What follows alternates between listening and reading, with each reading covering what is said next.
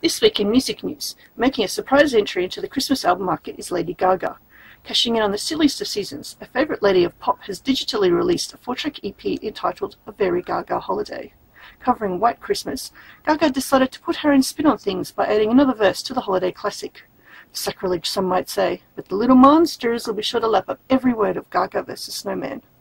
Also on the album is an acoustic version of her latest hit, The Edge of Glory, and a cover of Orange Sky, first made famous by crooner Nat King Cole.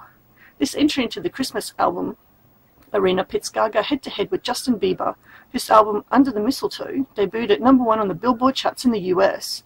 Featuring original tracks, covers and collaborations, Bieber's Ode to Christmas has been cracking the charts all over the world, even making it to #6 here in Australia. So who's going to take the Idol to #1 this Christmas? Will the little monsters propel Lady Gaga past the Biebs? Or will the Beliebers and retail stores everywhere make Justin king of Christmas? It's the holiday smackdown we've all been waiting for.